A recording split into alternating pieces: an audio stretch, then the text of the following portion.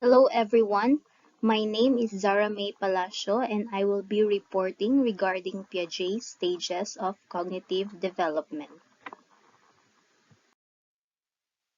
So before we proceed, let us first have a little background of Piaget. So John William Fritz Piaget was born in Switzerland on August 9, 1896. He died in Geneva, Switzerland on September 16, 1980. He is a Swiss psychologist and genetic epistemologist. He is famously known for his theory of cognitive development that look at how children develop intellectually throughout the course of childhood.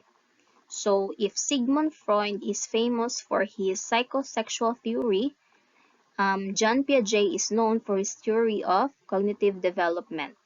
So his fields include developmental psychology and epistemology.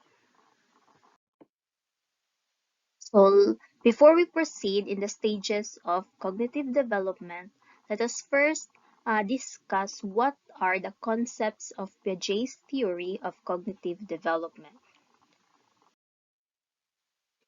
First, we have here the concept of schema. So schema, an assumption that an individual has of the self, others, or the world, or it is defined as the building blocks of knowledge. So we have a lot of schema in our mind, which allows us to understand how the world works. So for example, you know how an apple looks like. You know that it's red. You know that sharp objects can harm you. So those are some things that guide you every single day. Our basic understanding of the world, or as what we called here, the schema. So what is the difference between assimilation and accommodation? So assimilation, it is the process by which we incorporate new information into existing schemas.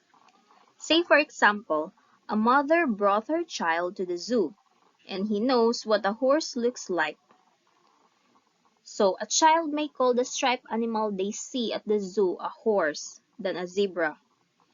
So he assimilated his new experience with his existing knowledge. That's why he thought that a zebra is a horse. So this is understandable. Kay first time man sa bata makakita sa zebra. So for us to help the child adjust his or her schema to the new information, there is what we call accommodation. So in accommodation, new information or experiences cause you to modify your existing schemas. So now, he knows what a zebra looks like. So from that experience, kabalo na siya unsay kalahian sa zebra o horse. So that is what we call accommodation. So next is equilibration. So equilibration, it is the process of balancing assimilation and accommodation to create schemas that fit the environment.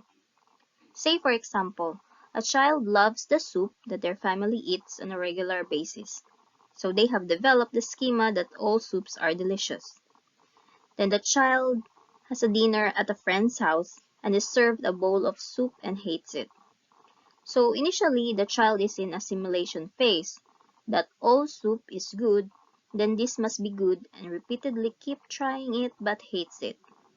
So this leads to disequilibration, which is a state of cognitive conflict and stress. So in order to alleviate the disequilibration, the child enters the accommodation phase, which they adopt their thinking to stop the conflict and realize that not all soup is good and that some of it tastes bad. So that's equilibration, the balancing of assimilation and accommodation. So now, let's proceed to the stages of cognitive development. So first is the sensory motor stage. So the age range of this stage is 0 to 2 years. So during this stage, babies develop their first schemas by using their senses. So we tend to learn how the world works by using our eyes, using our senses. In this stage, the child is discovering the difference between themselves and their environment. So the child uses their senses to learn things about both themselves and their environment. So another important concept of this stage is the object permanence. So object permanence is the ability to know that an object exists even when it is not being sensed. So this concept was discovered by Piaget and is an important milestone in a baby's brain development.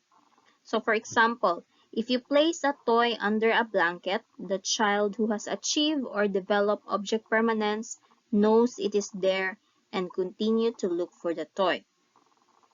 Another is peekaboo.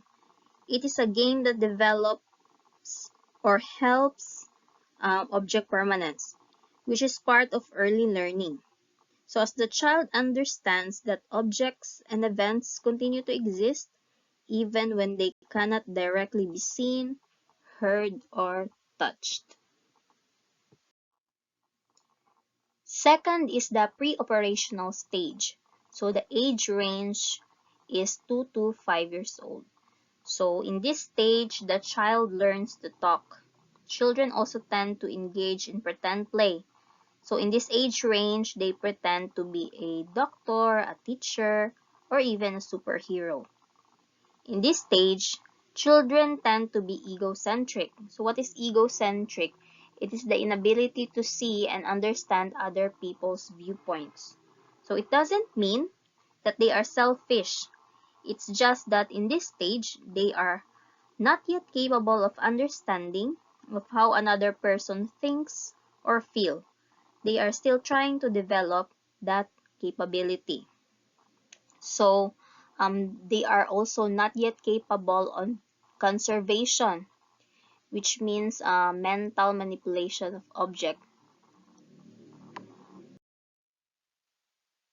So here is an example of conservation. So in the first photo, the boy was given a 2 glass of water. And then at the second photo, the first glass of water was transferred into a graduated cylinder. And now in the third photo, the boy was asked which of the glasses have more water. So he chose the one in the graduated cylinder, which he thinks has more water, which as what we know, pariha ra sila ug kadaghanon sa tubig. Galing lang, gibalhin lang ang tubig sa graduated cylinder. So mauna siya. The boy in this example doesn't know what conservation means pa. Okay. So the third is the concrete operational stage. So this occurs at 6 to 11 years. So in this stage, more frequent and more accurate use of logical transformations and operations. The child can think more logically about physical reality. So according to Piaget, this stage is a significant turning point of a child's cognitive development because it marks the starting point of operational or logical thinking. At this stage, a child is capable of internally working things out in their head. They are also capable of conservation. So they understand now that even if some things change in appearance, but their properties may remain the same. So it's the same as what I have shown earlier, the example of conservation. At this stage, the boy now learns that even if you ask him which of the 2 glasses has many has more amount of water, he will just answer you that both glasses have the same amount of water, even if even if the water was transferred in a graduated cylinder, because in this stage he now learns the conservation. So again, conservation can be defined as the understanding that changes in the form of an object do not necessarily mean changes in the quantity of the object. So at this stage, The child also develops reversibility, which can be defined as the understanding that some things that have been changed can be returned to their original state. So for example, if you give a child a clay and he forms it of whatever he wants to form with it, he knows that the clay can be formed again in its original state. So the fourth or last one is the formal operational stage. So the age range for this is 12 and up. So in this stage, the child develops abstract reasoning.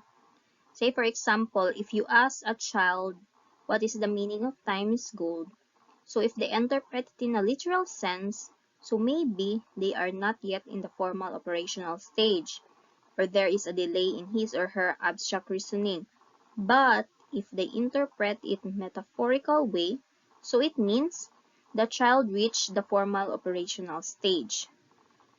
So in this stage, they develop also metacognition. It is the ability to reflect upon one's thinking. As we have noticed, ethics and morality are not discussed in our elementary years, but discussed in senior high schools and college because children are not yet mature enough to understand abstract concepts like this. So they also develop scientific reasoning. So they are now capable of scientific reasoning. That is why there are now research-related subjects in high school, senior high school, and college. And now let me show you the summary of the 4 stages of cognitive development and their corresponding highlights, components, or different events or important events that occur in the stages of cognitive development. So first is the sensory motor. This occurs at 0 to 2 years.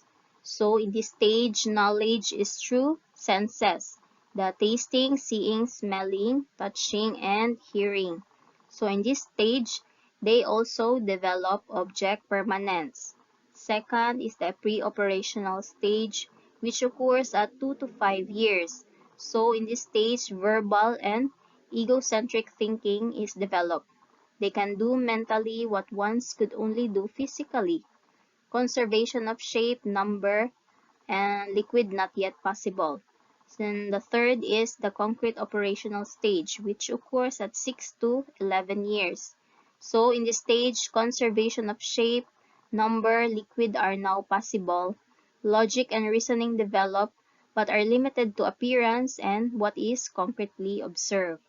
And the last one is the formal operational stage, which occurs at 12 and above.